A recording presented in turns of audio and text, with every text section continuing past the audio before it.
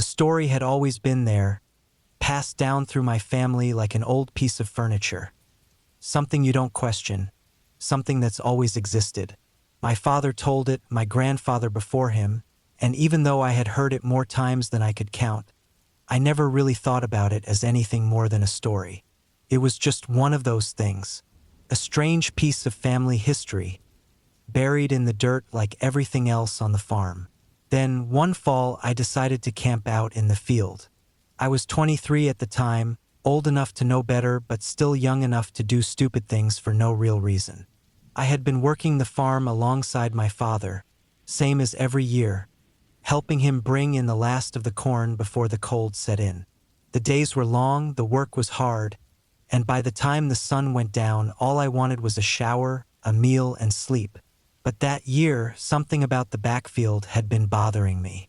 It wasn't anything I could explain, not really, just a feeling, a kind of unease that settled into my gut every time I walked that far end of the property, the part where the land dipped low and the soil turned dark and wet. It was the oldest part of the farm, the same place my grandfather had found the body all those years ago. The man in the corn. I don't know why I decided to camp there. Maybe it was just to prove something to myself, that it was just a story, that the land was just land. Or maybe I already knew better. I packed light, a small tent, a sleeping bag, and a flashlight. I didn't bring a gun. I don't know why, but something about it felt wrong. Like bringing a weapon would change the nature of what I was doing. I walked out as the sun was setting, following the rows of corn as they stretched on and on, the dry stalks rustling in the wind. It was a long walk, longer than I remembered, and by the time I reached the clearing at the back end of the field, the sky was already deepening into dusk. I set up quickly, staking my tent into the soft dirt, rolling out my sleeping bag inside. The ground was damp, the air heavy with the smell of earth. I built a small fire, just enough to keep warm, and sat beside it, listening to the quiet. That was the first thing that felt wrong. The quiet. The farm was never silent, not really. There were always sounds, the chirp of insects, the distant calls of birds, the rustling of animals moving through the undergrowth. But that night there was nothing. The wind had died down, but the corn still moved, a slow, shifting sound, like something passing through the rows. Not the wind, not an animal, something heavier. I sat up, my body tensed, staring into the darkness. The fire cast flickering shadows, the stalks shifting like dark figures in the dim light. I told myself it was nothing, just my imagination. I leaned back, trying to shake the feeling. The fire popped, sending up a brief spray of embers. I watched them drift into the night, my mind drifting too. Then I heard it. Footsteps, not loud, not hurried, just slow, deliberate steps moving through the rows. I sat up. The sound stopped. I held my breath, listening. The fire crackled. Somewhere in the distance, an owl called out. Then, after a long moment, the footsteps started again. Closer. I stood up, my pulse hammering in my ears. I turned toward the field, squinting into the darkness. The corn swayed, the dry leaves whispering against each other. I told myself it had to be my father. Maybe he had come out to check on me, making sure I wasn't wasting time or being stupid. But the footsteps weren't coming from the direction of the house. They were coming from the far end of the field, from the oldest part of the farm. I reached for my knife, my fingers tightening around the handle. The steps stopped again. The silence stretched, thick and heavy. Then something moved, just at the edge of my vision. A shift in the darkness, a shape stepping between the rows. I turned fully, my heart pounding. Nothing. The fire behind me cast long shadows, flickering against the stalks. I strained my eyes, trying to pick out any shape, any sign of movement. Then, barely loud enough to hear, a breath. Close. Too close. I didn't think. I moved, fast, stepping back toward my tent. My foot caught on something, a root or a stone, and I stumbled, catching myself just before I fell. The moment I stopped moving, the sound started again. Footsteps, coming toward me. I turned and ran. I didn't stop to grab my bag, didn't look back. I sprinted through the darkness, the firelight shrinking behind me. My boots pounded against the dirt, the sound of my own breathing loud in my ears. The corn closed in on either side as I reached the rows, the stalks slapping against my arms, my legs. I pushed through, barely able to see where I was going. Behind me, I heard the footsteps break into a run. I ran faster. The rows blurred together, my hands outstretched, shoving aside stalks as I barreled through the field. My lungs burned, my legs screamed. I didn't slow down. I didn't stop until I saw the lights of the house in the distance. I burst from the cornfield, my boots skidding on the packed dirt of the yard. I turned, breathless, staring back into the darkness. Nothing, just the field, stretching silently behind me. The stalks swayed gently in the night breeze. No movement, no sound. I stood there, shaking, waiting for something, anything, to emerge, but nothing did. The next morning, I went back. I found my campsite the way I left it. The fire had burned out, my bag still resting beside the tent. But the ground was different. Footprints, deep ones, leading from the far end of the field, right up to where I had been standing. I never camped on the farm again, and every year when planting season comes, I still find them. Tiny bean plants scattered through the field, growing where no beans were ever planted. I had been planning the trip for months. The idea was simple: 10 days alone in the woods, completely off the grid, away from everything. No work emails, no ringing phone, no people. Just me, nature, and silence. I had done trips like this before, but never for this long and never this deep into the wilderness. The cabin I found was perfect. It was an old hunting lodge, built in the 1970s by a guy who had long since moved on. A friend of a friend knew the owner and told me I could use it as long as I respected the place. It sat about 20 miles from the nearest dirt road, tucked deep in the forests of northern Montana. No power, no running water, just a roof for walls, a wood stove, and a small well outside for drinking water. I packed carefully. Freeze-dried meals, a sleeping bag, a solar lantern, plenty of firewood, a rifle, a small axe, and enough supplies to last me. I wasn't planning to hunt, but the rifle was for safety. Out here, bears were a real concern, and I wasn't about to take chances. The hike in took most of a day. The trail was barely a trail at all, just an old path used by hunters years ago. By the time I reached the cabin, my legs were sore, and the sun was starting to dip below the trees. The place was just as I expected. Weathered wood, a sagging roof, a heavy wooden door with a rusty padlock. I had the key, and when I stepped inside, the smell of dust, old wood, and damp filled my nose. There was a single cot against one wall, a small wooden table, and shelves with a few rusted cans of food that I wouldn't be touching. A wood-burning stove sat in the corner, its black iron surface slick with years of grime. A small window looked out into the trees, but it was so dirty it barely let in any light. I spent the first night settling in, stacking firewood, boiling water from the well, and making a small meal. I sat outside for a while, listening to the sounds of the forest. The deep woods have a different kind of silence. It's not quiet. It's full of tiny sounds, rustling leaves, distant animal calls, the occasional snap of a twig. But there was something else, too. Something I couldn't quite place. A feeling like I wasn't as alone as I thought. I shook it off. First night jitters, nothing more. The first few days passed without much trouble. I spent my time hiking, gathering firewood, filtering water, and just enjoying the solitude.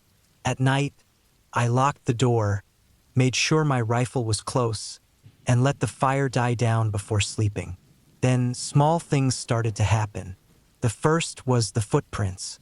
On the fourth morning, I stepped outside and saw them, fresh tracks in the dirt, leading from the tree line toward the cabin. At first, I thought they might be animal tracks, but as I looked closer, my stomach tightened. Barefoot, human, they weren't mine. I followed them a few yards, but they disappeared into the undergrowth. They were small, maybe from a child or a small adult, and they had come right up to the cabin door. I tried to stay logical. Maybe a lost hiker? Maybe someone passing through? But 20 miles into the wilderness? Barefoot? That night, I locked the door and kept the rifle next to my sleeping bag. I barely slept, listening to every sound outside. The next day, I made a perimeter check. I found nothing at first, but then, near the well, I saw something that made my blood run cold. Pile of animal bones. Small ones, rabbits, birds, picked clean and stacked neatly in a little tower. I forced myself to stay calm. Could have been anything. Fox, a bobcat. Some animals hoard bones, right? But deep down, I knew better. That night, I sat in the dark, rifle in hand, waiting. The fire was low, just embers in the stove, and the cabin was silent except for my own breathing. Then, sometime past midnight, I heard it. A slow, deliberate creak of wood outside. The porch. I gripped the rifle so hard my hands ached. I waited, barely breathing. Another creak, then silence. I didn't move. I didn't look. I just sat there, heart pounding, until the first light of dawn crept through the filthy window. When I finally worked up the nerve to step outside, the footprints were back. More of them, circling the cabin. I needed to leave. I packed my things fast, shoving everything into my backpack. I kept the rifle slung over my shoulder as I stepped outside. The forest was still, the air heavy. I started down the trail, moving fast, constantly looking over my shoulder. I made it about 5 miles before I saw it. A deer carcass hanging from a tree. It was fresh. Blood still dripped from its torn throat, pooling on the ground. It wasn't the kill that scared me. It was the way it had been strung up, its legs tied with vines, its ribs exposed like something had been picking at it. I kept moving, pushing myself harder, sweat pouring down my back despite the cold. I wasn't alone out here. Someone was following me, watching me. I walked until my legs burned, until I couldn't go any farther. The sun was getting low, and I knew I wouldn't make it back to my truck before dark. I needed to find shelter. That's when I saw the other cabin. I hadn't seen it on any map, and it looked even older than the one I had just left. The roof sagged, the walls were covered in moss, and the door was missing. But it was shelter. I stepped inside, rifle ready. The air was stale, thick with the smell of rotting wood. There was an old table, broken chairs, and a fireplace filled with ash. But then I saw something that made my stomach drop. On the far wall, scratched into the wood, were words. "Don't sleep." My hands went cold. I backed away, heart pounding. That's when I noticed the footprints. All around me in the dust on the floor. Barefoot. Dozens of them. I didn't stay. I ran. I don't know how I made it back to my truck. The whole way, I felt it. That awful, crawling feeling of being watched. I didn't stop. I didn't rest. I just moved, fast and desperate.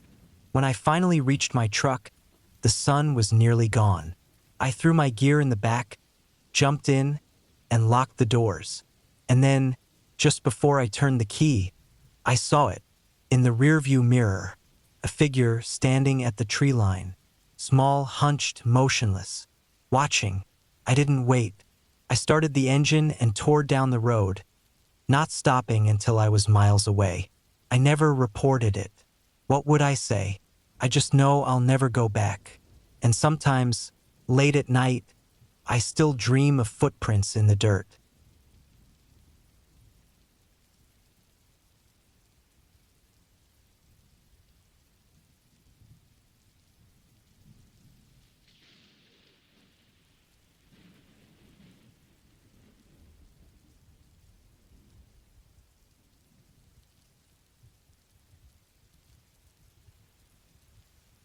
had been camping solo for years, ever since I was in my early 20s. Something about being out in the wilderness, away from the constant hum of civilization, made me feel grounded. It wasn't about adventure or pushing my limits. I just liked the quiet, the long stretches of silence, the smell of pine and damp earth, the distant sound of running water from a stream or lake. That year, I decided to camp out in a remote part of Montana.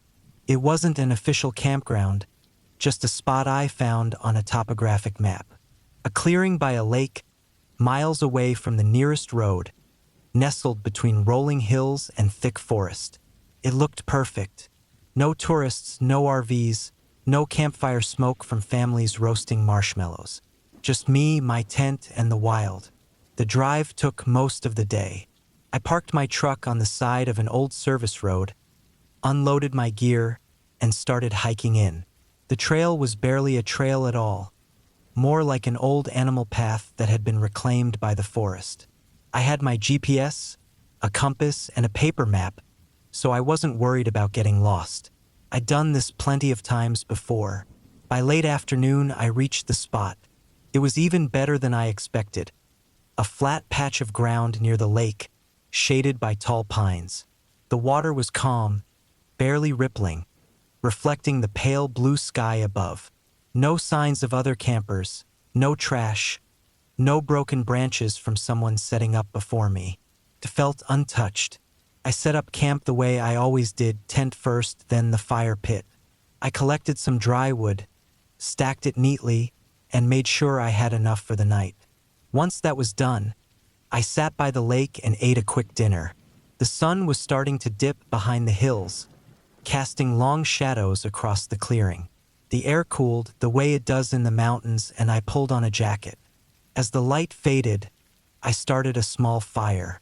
I wasn't the type to sit around it telling stories or getting lost in thought. I just liked the warmth, the way it kept the night from creeping in too close. The forest was quiet, aside from the occasional rustling in the underbrush. Normal sounds, squirrels, maybe a deer moving through the trees. Nothing that put me on edge. But as I sat there, something started to nag at me. A feeling, the kind you can't explain. The kind that settles in your gut and makes your skin prickle, like being watched. I'd had it before on other trips, but it always passed. Usually it was just my mind playing tricks on me. The isolation, the darkness, the way the trees seemed to press in when you were alone. I shook it off and focused on the fire. It wasn't like I was in bear country, at least not heavily. I'd taken precautions, kept my food sealed tight, and hung anything with a scent far from my tent. If anything was out there, it wasn't after me. The feeling didn't go away, though. At some point, I heard something, a snap, like a branch breaking underfoot, not far off, maybe 20 or 30 yards into the woods. I looked up, firelight flickering against the trees. Could have been anything, a raccoon, a fox, even a bird landing on a dead limb. But then there was another snap, closer this time. I stood up, scanning the dark. My flashlight was in the tent, but I didn't want to go fumbling for it. Instead, I grabbed a stick from the fire and lifted it, letting the glow stretch further into the trees. The underbrush was thick, shadows shifting with the light. Nothing moved. I waited, listening, my ears strained against the quiet, but the forest had gone still. Not even the insects were making noise anymore. After a minute, I lowered the stick and tossed it back into the fire. I told myself it was just an animal passing through, probably spooked by the fire, stopping to watch me the way animals sometimes do. Still, the feeling lingered. I let the fire burn down to embers before climbing into my tent. Zipped up the flap, laid down, and listened. The silence was heavy, but I forced myself to relax. At some point, I fell asleep.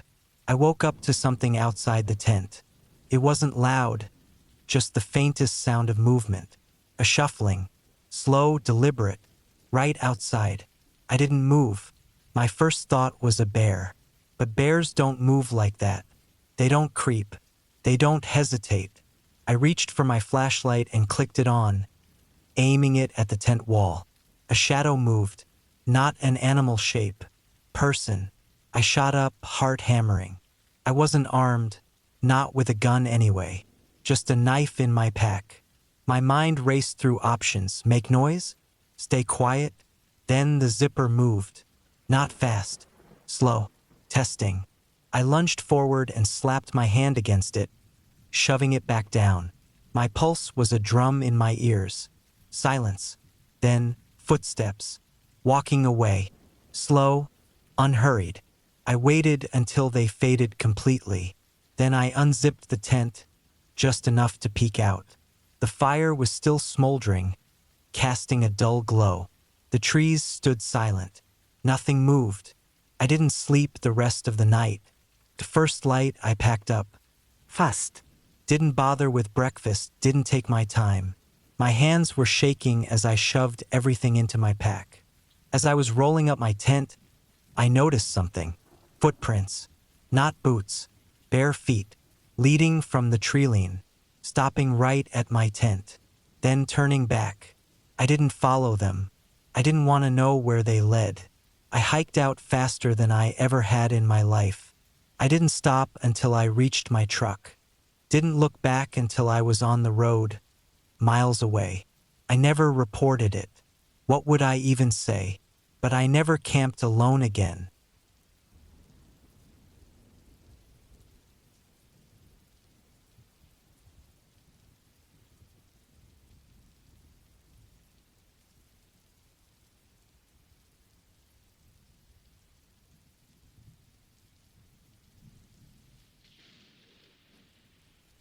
I had always been drawn to the quiet of the mountains.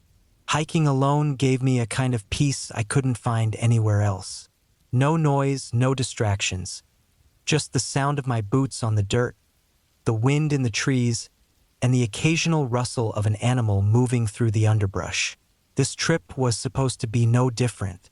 A 3-day solo hike through a stretch of remote wilderness, a route I had mapped out weeks in advance.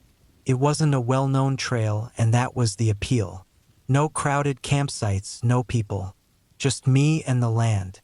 I parked my truck at the trailhead early in the morning, my pack loaded with everything I'd need. Tent, food, water, a map, a compass. The sky was a dull gray, the air cool but not cold.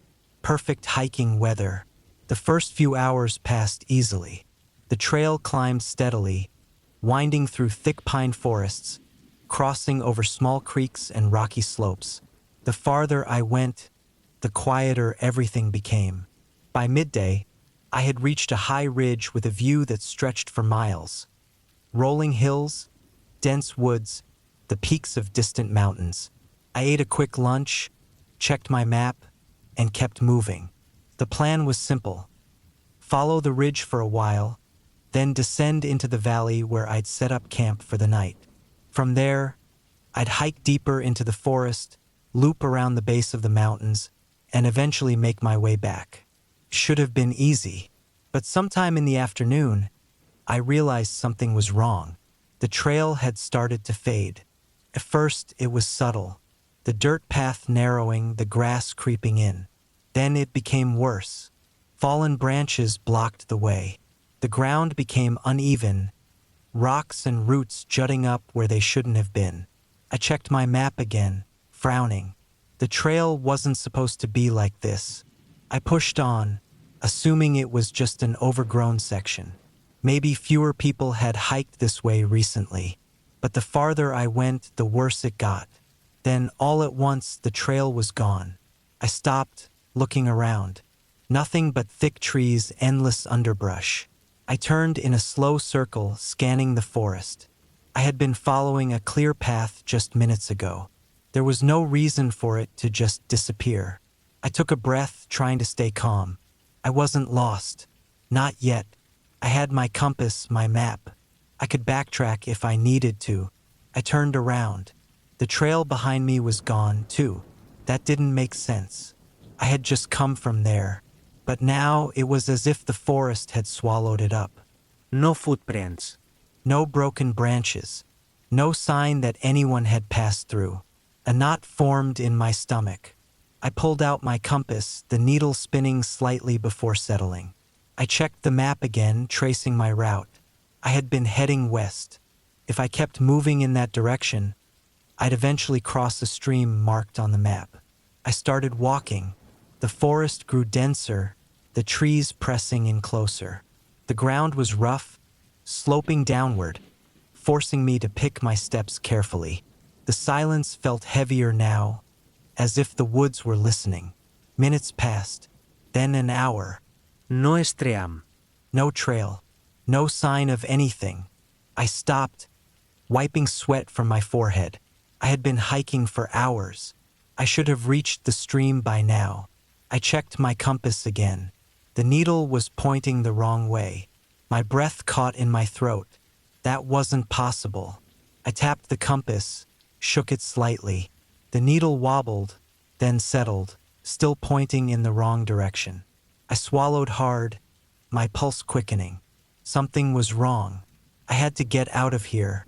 I turned sharply, deciding to head back the way I had come, even if I couldn't see the trail. I'd retrace my steps, find something familiar. But as I moved, nothing looked right. The trees all looked the same. The ground was uneven, sloping in ways that didn't match what I remembered. It felt like I was walking in circles, but I didn't stop. Then I heard it, a sound, a branch snapping. I froze. It had come from behind me. I turned slowly, scanning the trees. Nothing. The forest was silent again. I stayed still, heart pounding, listening. Another sound. A footstep. Not mine. My skin crawled. I wasn't alone. I didn't move, didn't breathe. For a long moment, nothing happened. Then, deep in the trees, I saw something. A shape, far away, barely visible through the branches. A figure, motionless, watching. A chill ran through me. I turned and started walking. Faster this time, my breath coming in short, sharp gasps. I didn't care where I was going anymore. I just needed to get away. The forest blurred around me as I moved.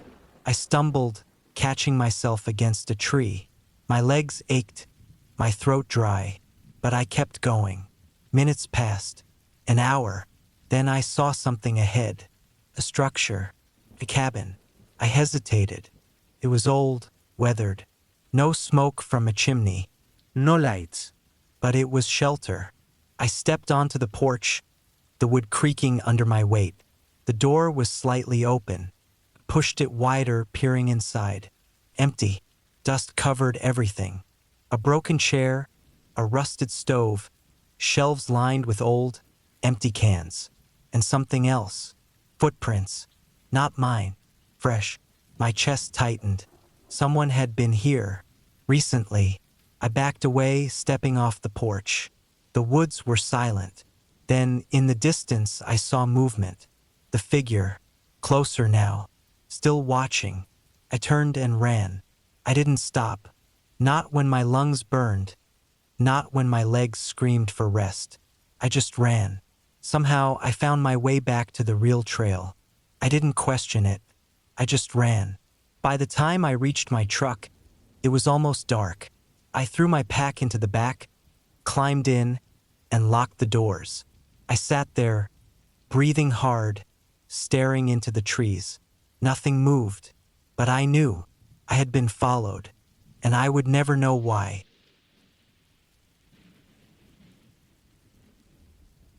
I've camped alone more times than I can count. Some people think it's reckless, but I've always found peace in the solitude. There's something about being deep in the woods, miles from anyone else, that makes the world feel simpler. No emails. No traffic. Just me, the trees, and the quiet. This trip was supposed to be like any other. I had planned for 3 nights out in the wilderness, far from any official campsites. I picked a spot deep in a national forest, far from trails, near a small creek. It was a perfect place. Plenty of firewood, fresh water, and total isolation. The first day went smoothly. I parked my truck on an old dirt road, hiked about 5 miles into the woods, and found a clearing big enough for my tent. The trees were thick on all sides, but there was just enough space for a fire pit and a decent view of the creek. I set up camp, gathered firewood, and cooked some simple food over the fire as the sun set. The air was cool, the smell of pine and damp earth strong. As darkness settled in, I sat by the fire, letting the warmth soak in. Nights in the woods can be unnerving if you aren't used to them. The silence isn't really silence. It's filled with distant rustling, the occasional snap of a branch, the wind moving through the trees. I've learned to tune it out. Most noises are just animals going about their business. That first night, I slept deeply, the steady sounds of the creek lulling me into unconsciousness. The second day was uneventful. I spent most of it exploring, hiking further upstream, fishing a little. The sun filtered through the trees, the scent of damp leaves filled the air, and I felt completely at peace. But as the sun started to dip, something felt different. At first, I couldn't pinpoint what it was. The air felt heavier, like a storm was coming, but the sky was clear. The woods were quieter than before. The usual evening sounds, chirping insects, rustling branches, felt more distant, like they were further away than they should be. I tried to shake it off. Maybe I was just imagining things. That night, as I sat by the fire, I kept catching myself looking over my shoulder, scanning the darkness beyond the trees. Nothing was there. I forced myself to relax, but my body wouldn't listen. The hairs on my arms stood up. My stomach felt tight. My instincts were screaming at me, but I had no reason to feel that way. I stayed up later than usual, adding more wood to the fire, keeping it burning longer than I normally would. I told myself it was just a precaution, maybe a subconscious habit from too many nights alone in the wild. Eventually, exhaustion won. I crawled into my tent, zipped it up, and forced myself to sleep. Sometime in the middle of the night, I woke up. At first, I didn't know why. Everything was silent, too silent. I listened, barely breathing. No wind. No insects. No running water from the creek. Then I heard it. A soft, deliberate sound. Leaves crunching. Slow. Careful. Not an animal. Someone was walking outside my tent. I froze, my heart hammering so hard I could feel it in my throat. The steps were light, measured, as if whoever it was didn't want to be heard. I stayed perfectly still, gripping the knife I always kept near my sleeping bag. The footsteps circled my tent, slow and deliberate. Then they stopped, right next to me. I held my breath. My fingers tightened around the handle of my knife. Minutes passed. My ears strained for any sound, but there was nothing. No movement. No retreating footsteps. Just silence. I lay there, barely blinking, every muscle locked in place. I don't know how long I stayed like that. Felt like hours. Eventually, the exhaustion took over, and I must have drifted off, because when I opened my eyes again, light was seeping through the fabric of my tent. Morning. I sat up slowly, my entire body stiff. My first thought was that maybe I had dreamed it. Maybe it had just been my mind playing tricks. Then, I unzipped the tent and stepped outside. The ground was disturbed. Footprints, human footprints, circled my tent. They weren't mine. I stared at them, my stomach twisting. They came from the trees, moved around my tent, and then nothing. No footprints leading away, like whoever it was had just vanished. I packed up my camp in record time. I didn't eat, didn't stop to rest. I just stuffed everything into my pack and started hiking back toward my truck. The whole way I felt watched. Every snap of a twig, every rustling leaf made my pulse spike. When I finally reached my truck, I threw my pack in the back, locked the doors, and peeled out of there, dirt kicking up behind me. I didn't stop driving until I was miles away. Even now, I don't know who or what was out there. I never saw them, never heard them leave. But I know one thing, I wasn't alone. I didn't go looking for trouble. I never do. But somehow it always finds me. This time, it found me in a cabin deep in the woods, miles from the nearest town, with no phone service and no one around to hear me scream. I had rented the place for a week, thinking it would be the perfect way to clear my head. Work had been crushing me, and I just needed some time away from everything. No emails, no calls, no deadlines. Just silence, fresh air, and a stack of books I'd been meaning to get through. The listing described it as an isolated retreat. That should have been my first warning. But I booked it anyway. Getting there was harder than I expected. The directions took me off the main road and onto a narrow dirt path that barely looked drivable. My car bounced over rocks and potholes, dust kicking up in thick clouds behind me. The trees on either side grew so close that their branches scraped against my windows, like fingers dragging along the glass. There was no cell service. I wasn't surprised. I had lost bars miles back.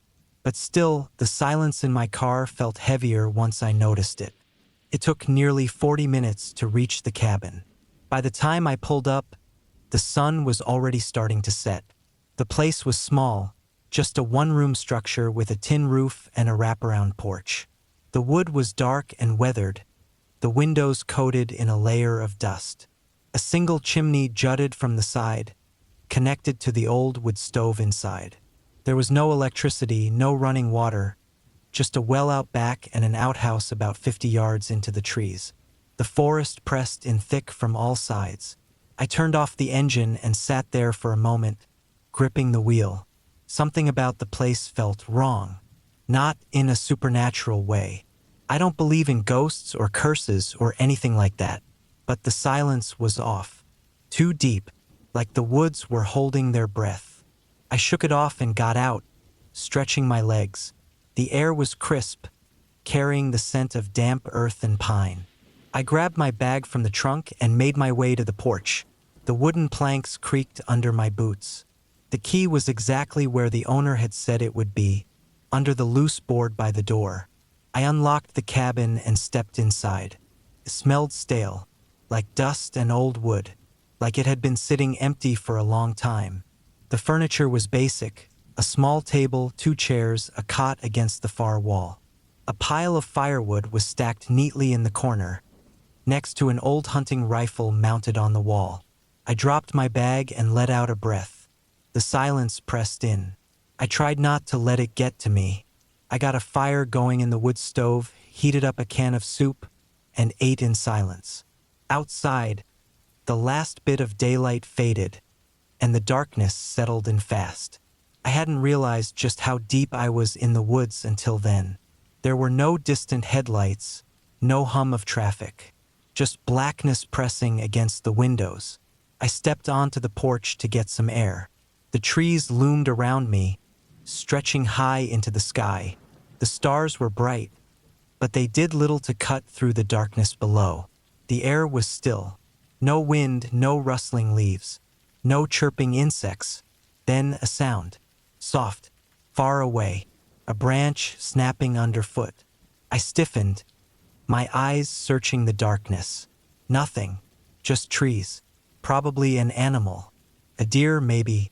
I went inside and locked the door. I rolled out my sleeping bag on the cot and lay down, staring at the ceiling. The fire crackled softly, the only sound in the cabin. Then a creak. From the porch. I held my breath. Could have been the wood settling. That's what I told myself. But then I heard it again, slow, deliberate, like footsteps. I sat up, my pulse hammering. Then the doorknob, turning, slowly. I grabbed my hunting knife from my bag and gripped it tight. The knob rattled once more, then stopped. Silence. I didn't move. Minutes passed. Maybe an hour. Then soft footsteps moving away, back into the woods. I didn't sleep. At sunrise, I went outside. And that's when I saw them. Footprints. Barefoot. They circled the cabin, stopping by the door.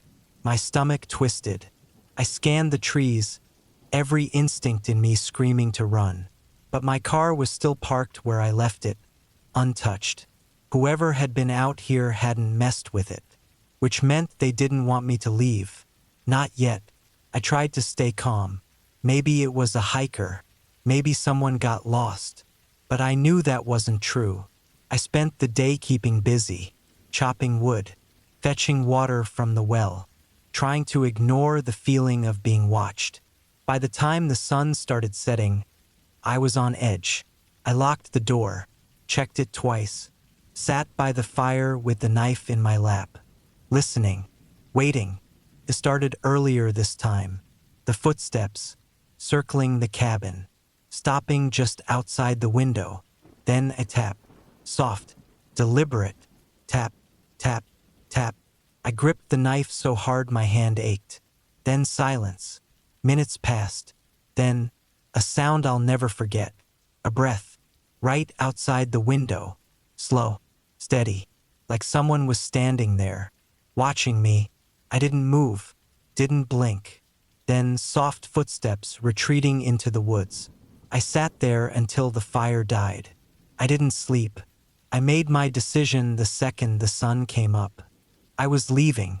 I grabbed my bag, shoved everything inside, and stepped onto the porch. The woods felt different, like they were waiting. I ran to my car, heart pounding. I yanked the door open, jumped in, and turned the key. The engine sputtered, then died. I tried again. Nothing. I popped the hood, my hands shaking. The wires had been cut. I turned, scanning the trees. The silence pressed in. I wasn't alone. I grabbed my bag and ran. I don't know how long I ran. My legs burned. My lungs screamed. But I didn't stop. Then finally the road. A single car coming around the bend. I stumbled into the street, waving my arms. The driver slammed on the brakes. I never went back. I don't know who or what was in those woods, but I know this: they let me go because they wanted me to remember. I had always preferred hiking alone. There was something about being out there, deep in the woods with no one around, that made me feel like I had stepped outside of the world for a while. I liked the silence, the feeling of being totally untethered from the rest of my life. No sedulis, no conversations, no expectations. Just me, the trail, and the sound of my own footsteps. That's how I ended up hiking a remote trail in Montana late one afternoon, pushing further into the wilderness than I probably should have. I had been on a road trip for a few weeks, moving through the northern states, camping out when I could, staying in cheap motels when I couldn't. I had spent most of my time on well-traveled trails, places where I could pass other hikers every so often and feel like I wasn't completely alone. But that morning, I had stopped at a small gas station on the edge of a town I barely remember the name of, and the guy behind the counter told me about a trail a few miles out.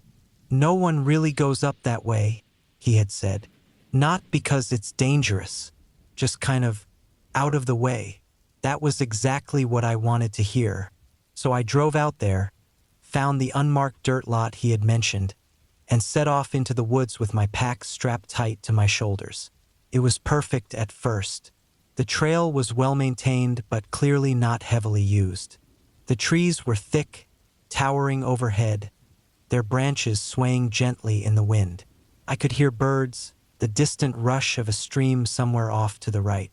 Felt like I had stepped into another world. I should have turned back before it got dark. I had planned to hike out about 4 miles, then loop back before the sun set. But the trail was beautiful, and I kept pushing forward, telling myself I would turn around just after the next bend, then just after the next clearing. Before I knew it, the sun was starting to dip behind the trees, and I was farther from my car than I had meant to be. I wasn't worried yet. I had my flashlight, extra water, and a small knife clipped to my belt. I had hiked alone plenty of times before, even in low light. I knew what I was doing. At least I thought I did. I was about 2 miles from my car when I first noticed the silence. Not just quiet, the total suffocating absence of sound. The birds had stopped. The wind had died. Even the distant rush of the stream was gone. I stopped walking. The woods felt heavy, like they were pressing in around me. I held my breath, listening hard, trying to pick up anything. An insect buzzing, a branch creaking, my own heartbeat. Nothing. That was the first time I felt it. That slow, creeping awareness that something wasn't right. I turned my flashlight on, sweeping the beam across the trees. Everything looked the same as it had before. Just woods, just the trail, just me. But the silence lingered. I started walking again, a little faster now, my boots crunching against the dirt. It was the only sound in the world. And then, just as suddenly as it had stopped, the forest came back to life. A bird chirped. A breeze rustled the leaves. The distant stream was there again, whispering through the trees. I let out a breath I hadn't realized I was holding. Just my imagination, I told myself. Just my mind playing tricks on me.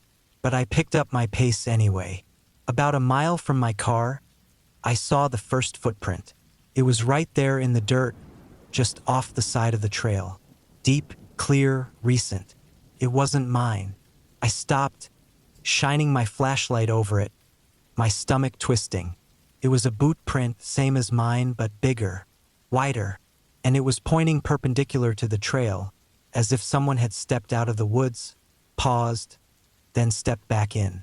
I turned in a slow circle, scanning the trees. Nothing. I kept walking. The second footprint was even fresher. This one was right in the middle of the trail. My throat went dry. I hadn't seen anyone else out here. No one had passed me.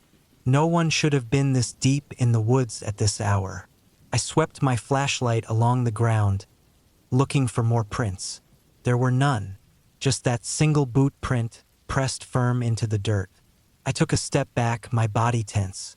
My heart was beating too fast now. Then I heard it, the snap of a branch, somewhere off to my left. I swung my flashlight in that direction, my pulse hammering. The trees stood still, thick and unmoving. I waited, ears straining. Nothing. After a long moment, I forced myself to keep moving, my legs stiff, my breath tight in my chest. I was almost to the car. I just needed to get there. The last stretch of trail felt endless. I kept my flashlight low, sweeping the beam along the ground, watching for more footprints, for movement, for anything. The silence had returned, thick and absolute. Then, finally, I saw it, the dark shape of my car sitting in the dirt lot up ahead. Relief flooded me. I was almost there. And then, just as I stepped off the trail, I caught one last thing in the flashlight beam. Another boot print.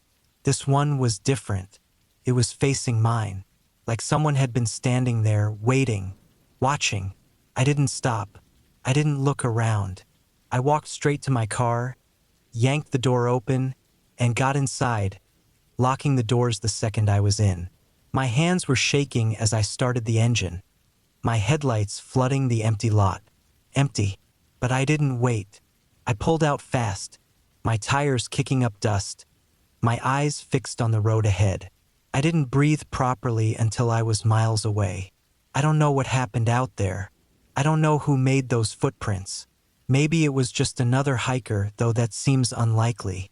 No one parks at that trailhead. No one hikes out there. It's too isolated, too empty. I keep thinking about that last footprint, the one facing mine, like someone had been standing there, waiting, and I wonder how long had they been out there, and how close had they gotten without me knowing.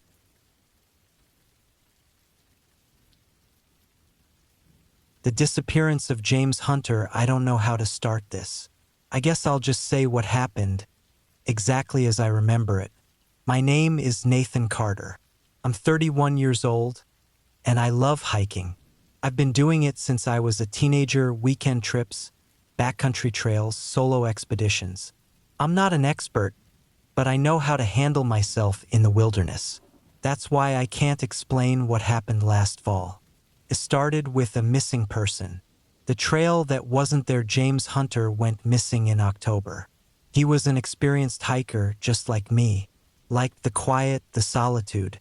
He wasn't reckless, wasn't the type to take stupid risks. He told his family he was going on a 3-day hike in the national forest about 6 hours from my town. He never came back. They searched for weeks. They never found him. I don't know why I fixated on his case. Maybe because he reminded me of myself. Maybe because I had hiked in that same area before. Or maybe because I felt like I could find him. I don't mean that in a heroic way. I wasn't trying to be some kind of rescuer. But I knew the woods and I knew how people got lost. If he had fallen, if he had gotten disoriented, there had to be clues. So, a month after he disappeared, I packed my gear and drove to the trailhead. It was late November, cold but not freezing. The trees were mostly bare, the ground covered in dry leaves. The official search had ended weeks ago, but I wasn't expecting to find a body. Just something. A sign. Anything. I started early in the morning. The first few miles were familiar, well-maintained trails, clear markers. I followed the same route James had taken, retracing his last known steps. Then I reached the part where he supposedly vanished. The problem was I didn't see how. The trail was clear. No sudden drop-offs. No thick underbrush that could have hidden a fall. If he had gone missing here, it had to be because he left the trail. I looked around, searching for anything unusual. That's when I saw the other path. It wasn't marked. It was barely visible, just a faint indentation in the ground, leading off into the trees. Almost like an old trail, long abandoned. I checked my map. It wasn't on there. The first mistake, I don't know why I followed it. Maybe I thought James had done the same thing. Maybe I was just curious. Either way, I stepped off the main path and started walking. First, it was fine. The trail, though faint, was still there. It wound deeper into the woods, the trees growing closer together. The air felt heavier, like the forest was pressing in. Then I saw the boot. It was half buried in the dirt, covered in leaves. The leather was cracked, the laces frayed. It looked like it had been there a long time. I nudged it with my foot. It didn't move. It wasn't James's boot. I knew that right away. It was too old, too weathered. But it meant something. Someone else had been here before. I kept walking. The cabin, the trail got harder to follow. The trees grew thicker, the underbrush tangled. I checked my compass, trying to keep track of my direction. South, slightly southwest. Then I saw the cabin. It was small, made of dark wood, barely visible through the trees. No windows. Just a single door, slightly open. I stopped. There was no reason for a cabin to be here. The national forest wasn't private land. No hunting lodges, no ranger stations. And yet, here it was. I stepped closer, my boots crunching over leaves. The door creaked as the wind pushed it slightly open. Inside, it was dark. I took out my flashlight and shined it inside. Empty. No furniture. No debris. Just a wooden floor, covered in dust. Then I noticed the scratches. Deep grooves in the wood, running in random patterns. Like someone had dragged something heavy across the floor. Over and over again. I backed away. The forest felt too quiet. Then I heard something move. Not inside the cabin. Behind me, the feeling of being watched. I turned fast, my heart pounding. Nothing. Just trees. Just silence. But I knew I wasn't alone. I listened, holding my breath. The air was thick, unmoving. The smell of damp wood and dead leaves filled my nose. Then a branch snapped. Closer this time. I didn't wait. I turned and walked back the way I had come. Fast but not running. The trail was harder to follow now. It was like the trees had shifted, the path less visible. I kept my compass in my hand, checking my direction. South, slightly southwest. I kept walking. Then I saw something that made my stomach drop. The boot. The same one I had seen before. I had walked in a circle. The descent into panic that wasn't possible. I had been walking in a straight line. Hadn't I? I took a slow breath, forcing myself to think. I wasn't lost. I had a compass, a map. I just needed to reorient myself. I turned, adjusting my direction. North. I walked. Minutes passed. Maybe an hour. The sky was darkening, the air colder. Then I saw the cabin again. The chase I ran. I don't know why I ran, but I did. Branches whipped against my face, my breath coming in sharp gasps. I didn't care about the trail anymore. I just needed to get out. Then I heard footsteps. Not mine. Something else. Running. Behind me. I didn't turn around. I sprinted, lungs burning, legs shaking. Then a break in the trees. The road. I stumbled onto the dirt, nearly collapsing as I reached my car. My hands shook as I fumbled with the keys. The engine roared to life, and I sped away, not looking back. The final clue: I didn't stop driving until I reached a gas station miles away. I got out, leaning against the car, my hands still trembling. That's when I noticed something stuck to my boot. Piece of paper. Old, yellowed, torn. One word was written on it in shaky, uneven letters. Run. I never went back.